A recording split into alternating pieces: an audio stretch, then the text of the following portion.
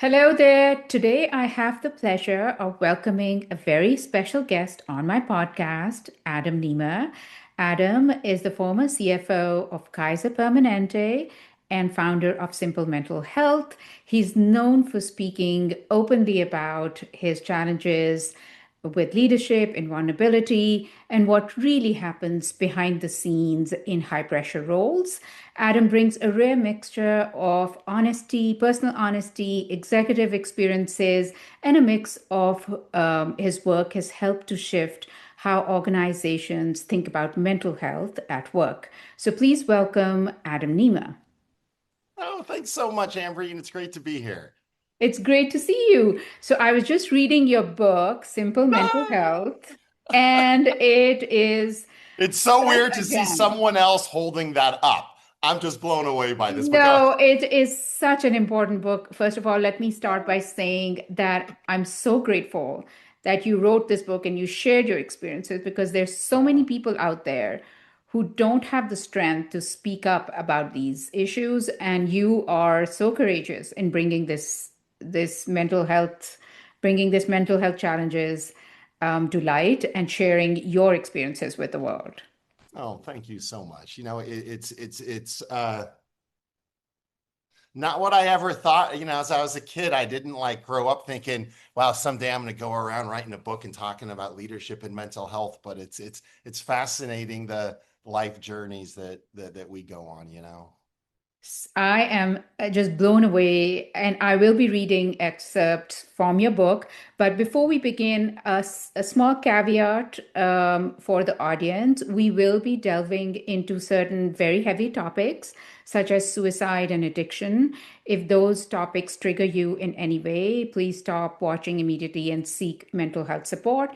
I will be linking certain resources for mental health support in the links below. And please feel free to reach out to me via email, and I can share those mental health resources with you directly.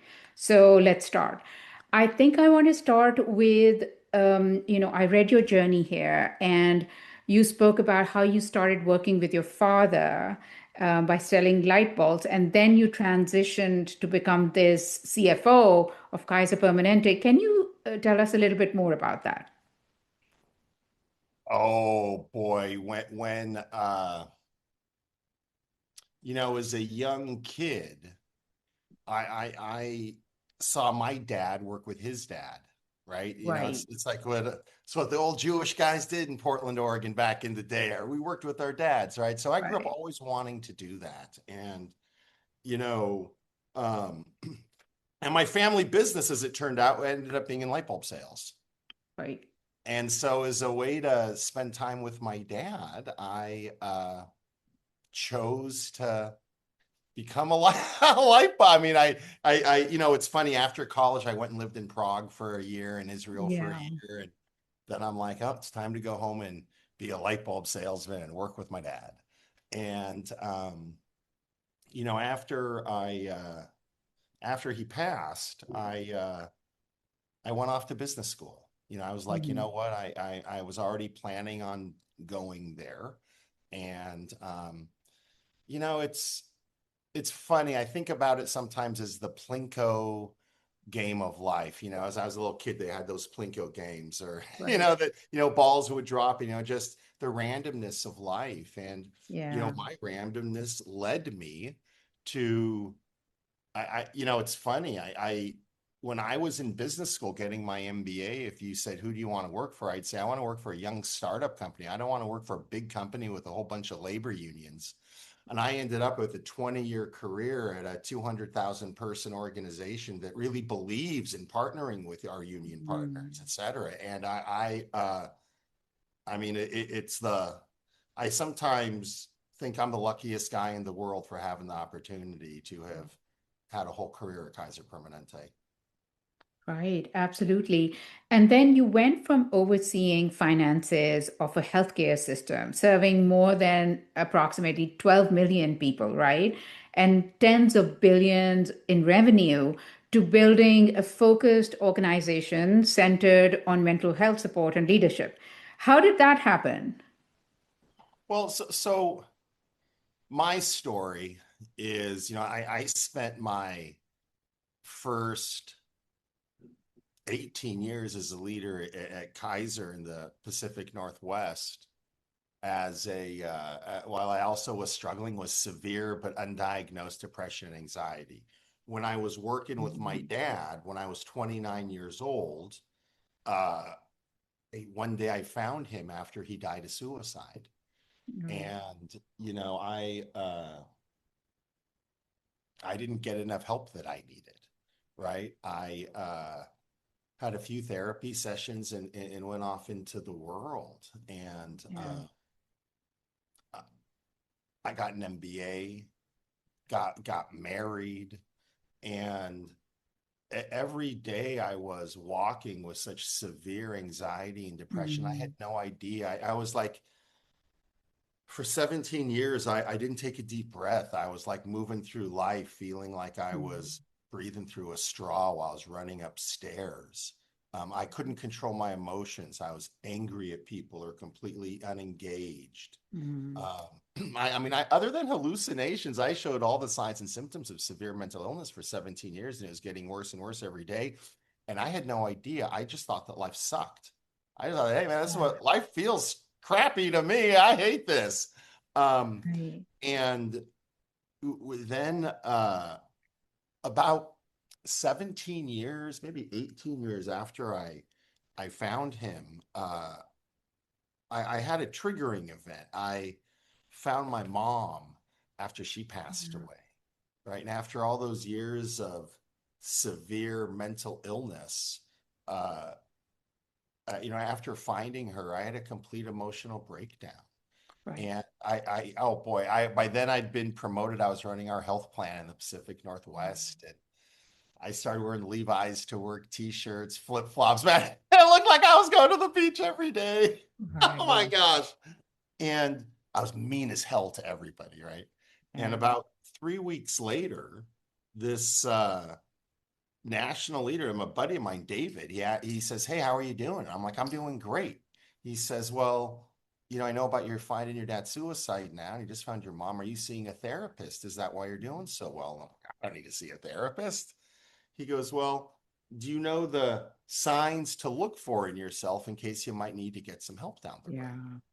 And I'm like, as I say no, he pulls out of his pocket, he slides across the Mm, desk the business card for our EAP program. yeah. And that was the beginning of a journey that has led me for the last 8 years Yeah. on a journey of recovery, of hope. And it taught me that it eventually brought me to my life's purpose, Yeah. which is, sharing my story with leaders, Yeah. with whether you're in the business community, whether you're in the volunteer community, and leaders come in all stripes. They're coaches on Yeah. teams, right? We're all leaders in our own right. Is to educate folk on the value of becoming mental health literate Yeah. and helping your teammates become healthy. It improves the organizational performance. It improves everybody's lives. Absolutely. And there's such a stigma attached to mental health. And I can speak from my experience as a clinician and a physician, especially with physicians. If you show any sign of weakness, you're perceived as not being competent. And somehow having any kind of a weakness is perceived as being some form of an incompetence or a weakness on your part. So, in healthcare, I feel like it's even more obvious because I guess they associate that with some sort of a risk, right? And that's why, and you must know as a CFO that clinicians are really reticent to speak about their mental health issues. And there was a time when they wouldn't give you residency if you had some kind of a mental health issue. It's you said a couple interesting words that kind of connect together for me there. The stigma, Yeah. right? And this notion that mental illness is a weakness. Yes. because that's the issue right there. One of the things that I've come to believe and understand is that there's this cycle in our society that's this isolation cycle, right? How the Yeah. myths that we tell us in our society, like depression isn't real, right? Drives the stigmas associated with depression. So, like, people with depression are just weak, they don't have Mm. enough resilience.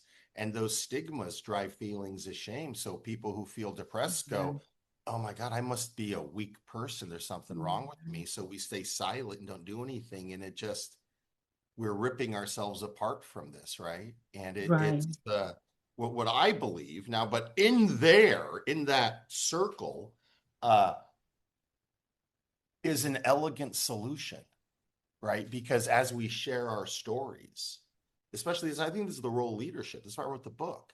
As we Mhm. share as leaders share their stories, then it helps break down the myths. And then we start Yeah. educating ourselves, Yeah. and the stigmas and shame go away. And to your point about physicians, yeah, it's a crisis in the healthcare industry, Yeah. right? So, our past Surgeon General, Dr. Murthy, Yeah. he has a list. I think this is still on the Surgeon General's website, even though he's not our Surgeon General. I Mhm. haven't looked at it for a few weeks, but it was there a few weeks ago. They got like the top 12 population health risks in the United States. And one of them, and it's been on there for about 4 years now, is healthcare worker burnout, Yes. right? So it's docs, it's nurses, it's everyone in the healthcare industry. It is, Yeah.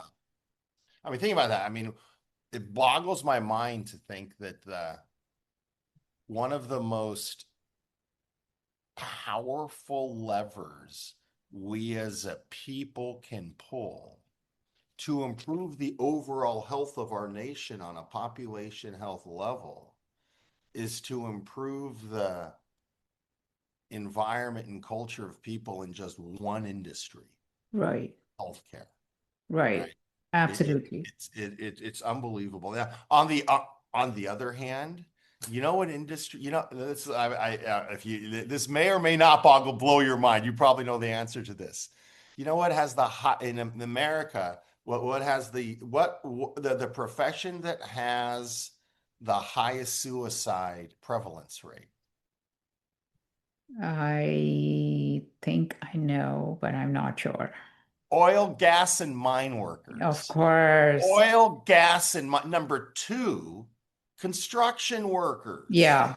right? So we got like there are 5 times more suicide deaths Yeah. every year amongst construction workers in America than on-site deaths on the construction site. Wow.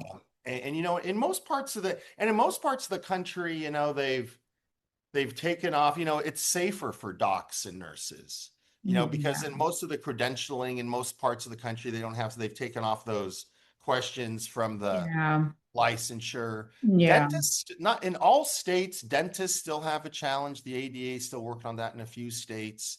You know who's really got it? I've just been thinking a lot about lately? I live in, I moved to Atlanta, Georgia from Portland, Oregon. So I Right. think now, Delta, I think a lot about airline pilots Yeah. because they need to become a pilot. You still need to disclose if you are, taking these Yeah. medicines. Mm. So for the love, and we know for a fact that a quarter of us every year experience a clinically diagnosed overdose. Yes, Period. absolutely. So that means that more than a quarter of the pilots out there are flying out there with a mental illness, and they can't do anything. They're less likely to do something about it because it just the job that they're in. Yeah. It's so it's a what's the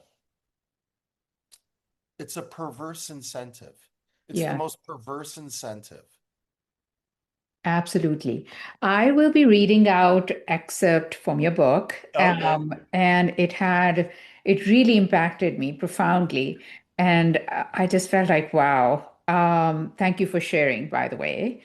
So it says this is chapter two, Lurking Shadow, and I would recommend everyone to buy Adam's book.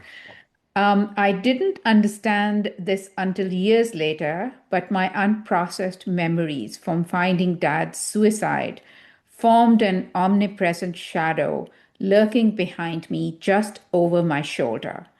And it hung there in my peripheral vision, waiting to pop out if my mind stopped thinking about anything else. Wow.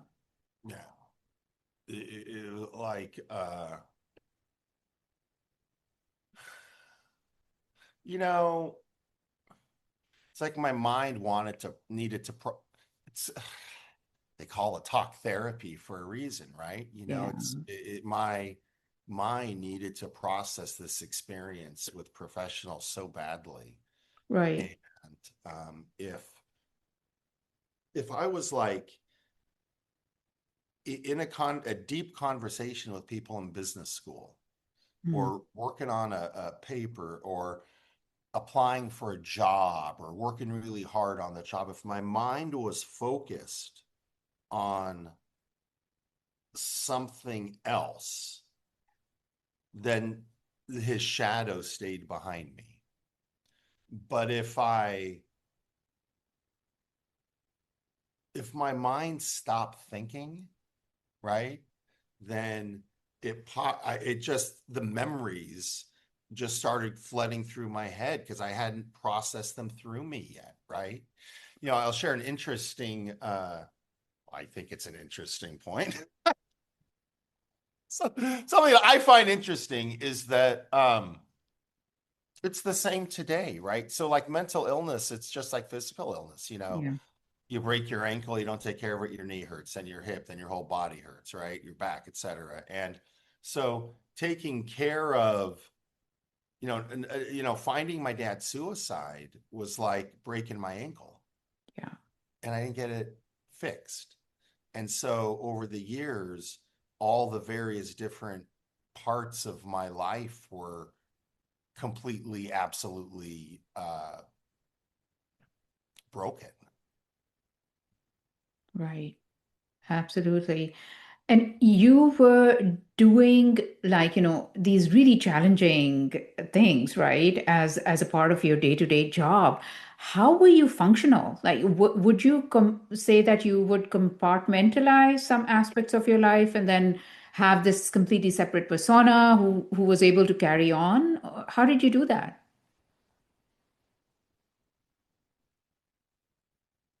I A handful of ways. One, for the most part, I with amazing leaders. So the people that surrounded me at Kaiser were mostly facilitative, psychologically safe, kind, wonderful people. Mm.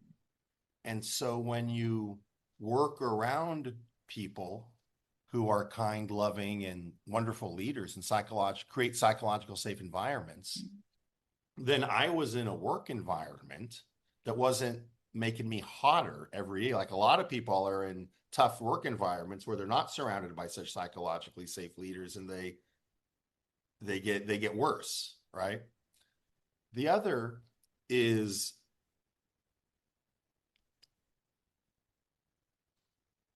I I didn't know, or wasn't in my cognitive awareness that I was so sick. I Mm. genuinely just thought life sucked. So I knew that if I was in a meeting with people and I was feeling like I got to yell at somebody, I knew not to, so I didn't.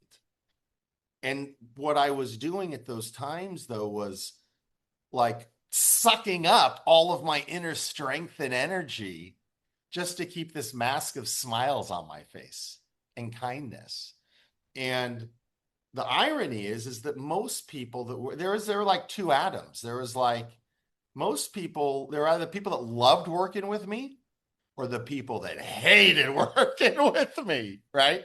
And it was usually these were the folks that experienced me when my I just Mm. exploded for whatever reason. My mental well-being couldn't handle it anymore. Right. Right. And on the how did I handle it? I didn't. There's a lot of, something that we haven't talked about yet is this linkage between your mental and physical health, right? I mean, people with struggle with loneliness can have, what is it? The same mortality rate as smoking 15 cigarettes a day, Absolutely. right? So I have Crohn's disease, which I've had since I was 16 years old. When I was 16, I had a surgery, a couple flares, and then it just went away. I forgot I had Crohn's disease. I've bled it for, and man, I forgot I had it darn near. After my dad died, I had 11 hospitalizations for almost 4 or 5 days. I spent 6 months each year after those hospitalizations on prednisone, which my ex-wife jokes. She says it's a divorce drug. It's horrible. And then I had two open belly surgeries to fix repaired intestine. So since I have gotten diagnosed with my mental illness and got help, zero flares. Now I have day-to-day challenges with my Crohn's, but I have not had one hospitalization, one serious bout of anything, no surgeries. So my I spent, what I the money that I spent to get through the currency I used to get through it unknowingly was all of the strength that I had in the world, and it went through my gut. And the last thing is I took it out on my wife and kids at home. Mm. Like I could hold it in all day, but sometimes at home, at first I, I I couldn't, I held it in everywhere. And then I exploded at home more than I exploded at work. It's like I knew implicitly, subliminally that keep your shit together at work. But Mm. then at home, I'm like, I had, Just blow off steam. well, it's like there's this lever in your head. There's a latch that we have Mm. that says, no, what is appropriate, not appropriate behavior. Yeah. And one of the challenges with folks with who struggle with their anxiety, depression, etc., is that sometimes it's hard to keep that to manage your latch, Yeah. right? And I had to learn to take deep breaths, and it's a journey. Right, absolutely. Which brings me to my next question that many leaders, I think across all industries, they feel that vulnerability weakens authority. What has been your experience with this assumption? About what weakens authority? I say that one more time. Vulnerability, being Oh, vulnerable. vulnerability. Yes. Uh no, I get that. Uh, we traditionally we are our traditional leadership principles that we were all taught, Yeah. right? Some of them were really based upon the stigmas of mental illness, right? The one that that jumps out the most is usually, hey, leave your emotions at the door. There's no room in Mhm. business for feelings. And that we have all heard it. We've all said, I used to think that, right? That's why I held it all in, right? That's how we Yeah. were all taught. And we weren't supposed to show our vulnerability. If we Yes. weren't sure what we were, leadership, people say leadership is lonely all the time, right? Because they don't want to share. They're afraid to share what they're worried about with their colleagues. And so what I hope that people get from reading my book, and the reason I'm on this journey is to teach leaders that no, vulnerability drives performance. It improves it. You know, who wants authority? You want to be a Yeah. leader. Authority is when people do things because you're the lead, you're pounding on them. Modern change management theory, we all know that to get people to do stuff, you got to explain why it's important and help them understand, help them want to do what you're asking them to do. And Right. I hear more often now, actually, instead of, geez, if I'm vulnerable, it will weaken my authority. You know what Mhm. I hear leaders ask me all the time is, geez, I hear that I got to be more vulnerable. How do I do that? How do Yeah. I get this question all the time? How do I be more vulnerable and authentic? Yeah. I'm like, you're a CEO. You ready? How about just be more vulnerable and share your story? Talk, when someone says, "How are you feeling?" Actually, answer the question honestly. When a tough business challenge comes your way and your team comes in and says, "Oh my gosh, what are we going to do?" Share, calm everybody down. You don't have to say, "I know we'll figure it out." It's acknowledging that it's going to be a challenge to figure this out, but we as a team can do it together. Vulnerability, it's when leaders become mental health literate, Yeah. they learn that their vulnerability as a leader is their superpower that harnesses the performance of all of their teams. Right. You don't Absolutely. do the work of your teams, your people do the work of your teams. Right, absolutely. And I remember listening to this at both at Harvard Business School when I was attending this course by Professor Joseph Fuller. And he spoke about, authentic leadership. And everybody says these words, but then when it comes to actually practicing them, people are not ready to share their darkest, deepest secrets, right? They feel they'll be judged, they'll be attacked, or it will be held against them. Did you ever feel that way? Yes. Um, pretty, so on my journey, after that leader sent me to see that EAP counselor, I took about 6 weeks off of work. Right. And when I came back, I everyone was asking like, "Well, where have you been?" And I'm like, I couldn't answer the question. I was gone for 6 weeks. So I had about 3 months later, I had an all hands meeting. We had a couple hundred people in the room, a bunch of people on the video screens, and I shared with them what was going on in my life. And, the head of mental health interviewed me, and, we talked about finding dad's suicide, the years of illness, finding my mom, how it was through the love and attention of David that, I got help. Right. And the next day I come back to work and I got like thank you cards like this, more thank you cards than I've ever seen from me. And then I went for a walk with this young kid on our team the next day named Cameron. And we're going for a walk. He starts to thank me. He's like, when I was a kid, I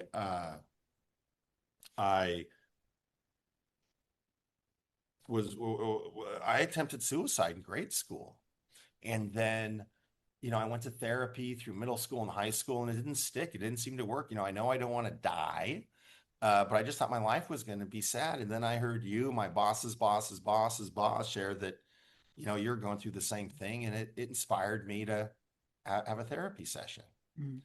So that experience just made me feel so damn good that what I started doing was volunteering to give keynote talks around the Northwest region for Kaiser and across the country for them. But after a few of them, I realized that I needed to tell our senior leaders in the region what I was doing. I needed to kind of ask their permission.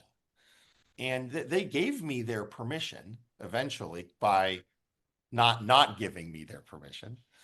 But, when I went and spoke with them as a senior leadership team, there were, I don't remember, 8, 9, 10 people in the room, and half of them sat there like this, like, what the fuck is wrong with you? You are not what. can't believe you're running our health plan up here. What is wrong with you? And the other half were like, oh my God, are you okay? Right. Mm, And so even it, and I felt that throughout the organization. So mm, I decided I was going to be open and tell everybody. And half of the leaders that I experienced above me were really supportive, half weren't. 100% of my folks below me, everyone was very supportive.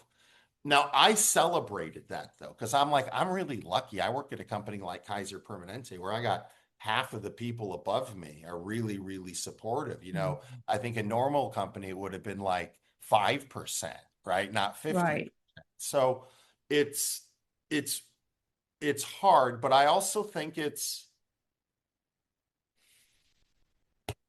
for me, it's what you're supposed to do, right? I mean, why the hell do you want to be a leader of people?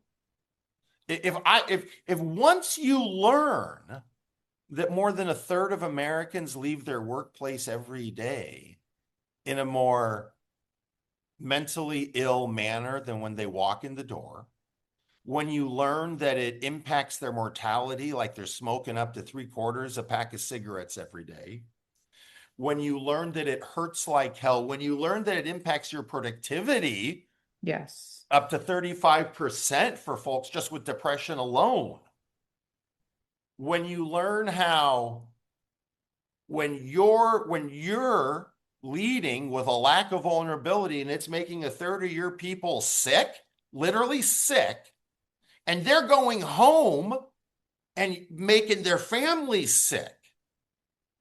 If you know that Yeah.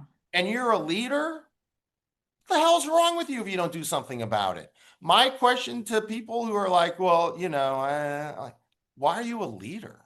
I just think it's an accountability. And so it's not at the same time, I guess, for the faint of heart, because I don't know,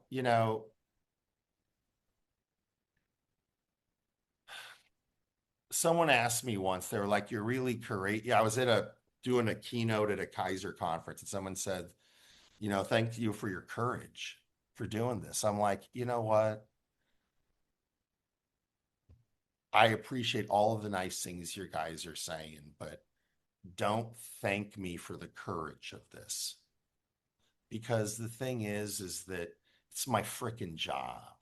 Mm, Standing up and being a leader, that's my avocation. I'm a general. I've had so many different leadership roles here. mm. My job is to do this. My job is to stand up and share my story so that other people don't have to.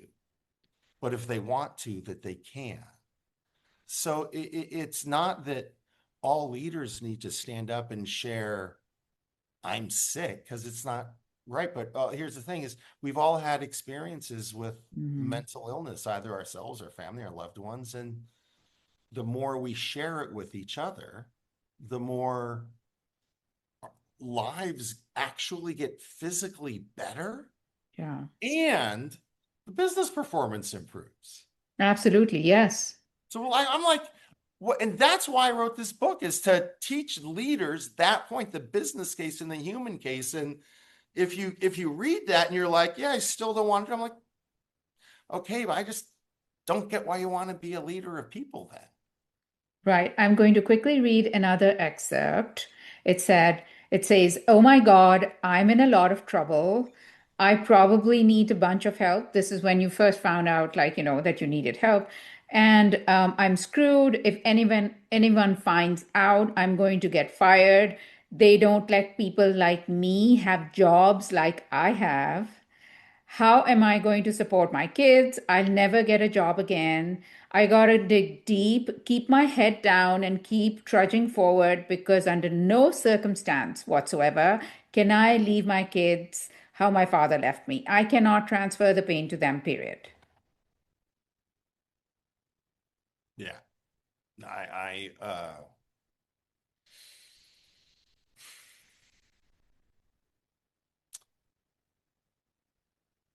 part of my illness is I am part of one of the symptoms I had is I walked with a terrible fear of being fired. Mm. And once that EAP counselor saw me and I realized, oh my God, I'm in a lot of trouble. I said, so what happened is I'm sitting in his office. So the guy, David, gives me the business card to see the therapist, to see EAP.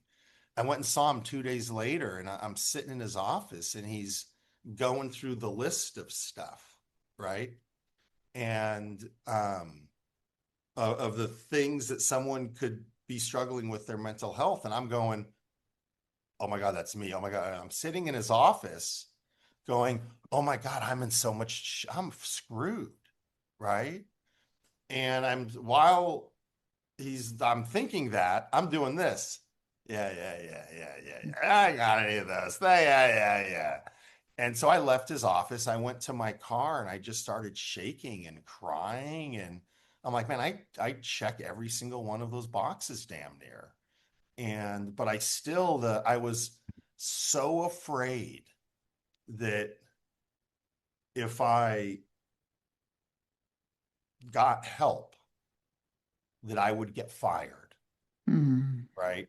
Not even like I was had to tell anybody. I mean, this whole become public about just if I just got help, they would find out and I would get fired, paralyzed me. It was like a Mm. straitjacket. And so for the next week or so, I got worse and worse and worse even. And then I went for a walk one night with my baby sister Robin, who's a developmental Mm. pediatrician. And she was telling me that, there was a time in her life when she thought she was struggling with her mental health, and she went on antidepressants for a couple years, and it really helped her. And that was Mm. the, sometimes it's just a 5-minute conversation from a boss, a Yeah. one sentence from a sister, just my baby sister, the developmental pediatrician, struggled once, and that doesn't mean she's weak. And she said it was okay. And so I told her that I'm like, hey, I'll call the emergency psych hotline the next day. Because I realized I'm like, it wasn't really in my head at that moment. I was so unbelievably sick that, they say you got to get to your bottom. I was at that bottom where I was so sick and it hurt so bad that the fear that I might get fired Mhm. didn't come into my decision making block, right? And so I told her that this is beautiful. So this is amazing what happened the next day. So I told you, the next morning I'd call the emergency psych hotline. Next morning I wake up and I couldn't move. Mm. Overnight, my brain just got unplugged. It hurt so damn much. Yeah. After I slept on that after that walk with Robin, where I finally had to admit out loud that I'm really messed up and I really need a lot of help and I'm really sick and oh my God, I'll go do it. It just it it was like my brain got unplugged and I couldn't move Mm. or think. And oddly, the first person I called was David, my boss. I said, he's like, he goes, do you know what to do? I said, yeah, I called the psych hotline. He goes, is it okay if I tell your folk what's going on? I said, yeah. He goes, okay, go away. Just go take care of yourself. Leave your computer. Don't use your computer. Don't look at your phone for us.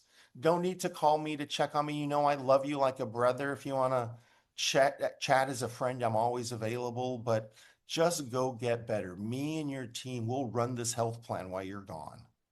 Right. And that's what you want from a leader, right? That was my leader. If I had called him and said, David, I got cancer, I got to go have Mm. surgery, he'd say, all right, I got you covered. Put your stuff away. Is it okay if I tell your team? And we got he treated me the exact same way with a mental illness crisis that he would have with a physical illness. I And think that was that's the key. That's the key because we attach, if someone came to us and said we have cancer or, we have some disease, we would immediately offer help, right? And we would be very supportive. But with mental health, somehow people are not as, I would say, forthcoming also, and also not so forgiving for others. That's right. That's right. Because it's that weakness, right? So it's that whole isolation cycle. It's Yeah. we think other people are weak, and we hold it in ourselves. Yeah. It's for the love of the universe. It's just simple solution, Yeah. right? When leaders share their stories and make it okay for other people to share their stories, then people get better, Yeah. and their performance improves. Absolutely. And this is It's what I really like about your work is that how you connect that with the ROIs. Like there's actual factual data backed evidence to prove that if you just, if you invest in this, you will get better ROIs in the end. I joke, I'm the CFO that never should have been the CFO. I'm a recovering CFO. I just see dollars all over the place here on this one, right? Okay, so here's my favorite stat because it just is such a eye opener. Someone who struggles with moderate depression, it's been Mhm. shown that you have on average a 35% drop in productivity. Absolutely, yes. 30, that's like 2 lost days of work productivity when someone struggles with just moderate depression. Right. You have people who struggle with their well-being, their mental well-being, have 5 times more unplanned absences at work every year. In the physical health, I'll get really geeky here for a second from an insurance perspective, so I apologize to your audience. But one No, of the no, this is biggest very important because my audience is also a lot of like business individuals, is that, healthcare individuals. well, one of the biggest movements in health insurance in America the last 20 years has been a movement called self-funded Yeah. insurance. So most companies, they're basically insuring themselves, most large companies, and now even some Yeah. small groups across America. And so what that means is that businesses, employers are on the hook for their physical costs. When someone goes to see a physician, a doctor, whatever hospital, the company's now paying the bills in a lot of Mm, situations. And so when you think about the direct economic relationship between improved yeah. mental health and then improved physical health and then improved health insurance payments, I mean, you think about these great stats, right? Starbucks spends more money on health insurance than coffee beans, Yeah. right? Stuff like that. This is it's a significant financial opportunity for Mm. businesses to improve the mental health of their employees. Absolutely, yes. And thank you for saying that. But I don't know if you're familiar with Brené Brown. Sure. Yeah, and she speaks about gifts of imperfections, and I feel like a lot of times we start our journeys from like a point in time and we feel this is going to be our path, and then, these unexpected, I would say these are beautiful experiences that happen, and they make you more authentic, and you come across things that you never thought you would be doing, but then they lead you down a different path, and you make an impact in the world. Yeah, it's the Plinko game of life. You never know. Life is just a collection of our journeys, right? Yeah. It's just all the I don't know. I love listening to people's stories. Yeah. Like whenever I meet anybody, one of the things that I love to ask them, like, so how'd you end up here, right? Mm. And they're like, well, they never understand what I'm like. I mean, from when you were in high school, Yeah. well, how did you end up here? Mhm. I I love people's journeys and you just never do you hear a Yeah. scream, right? It's all Right. And it's just when in college I was a history student. I mean, I'm really just a history student, right? Mm. And so I think, yeah, I had this great history professor, Gaines Post, and yeah, he taught me that history is stranger than true than fiction or fiction sometimes. Right, Truth is absolutely. stranger than fiction. Yeah, you always find these career paths meandering through, all these other things and then reaching what you're actually, I would say, meant to do in this life. I led one of the roles I had at Kaiser was for 2 years, I led our implementation in the Northwest of electronic medical records. I was the IT leader for going from paper to computers for part of our journey there for 2 of those years. That was part of my what I did. I'm the latest adopter of technology. That Right, yeah, when my friends would say, "You're in an information technology role," I'm like, "Yeah, can you believe that?" right. You just never know, and it just random happens chance. You, Absolutely. you Yes. never know what was it? Fortune and virtue. You got to have a lot of virtue. You got to work hard, and then fortune will just bring you certain. Life will bring you neat things if you're working hard. Right. Absolutely. Well, thank you for your time, Adam. It was a brilliant conversation. Thank you Oh, for sharing your journey. I really appreciate it. And do you have anything to say, like kind of last words that you would like to share with the audience? oh,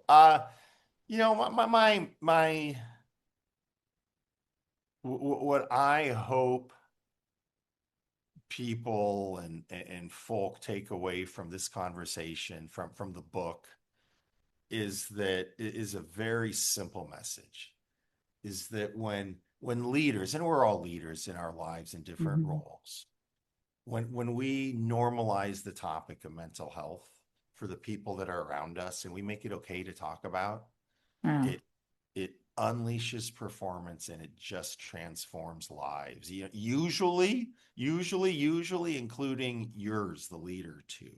Yeah. And that's the core message that I hope people take away from the book.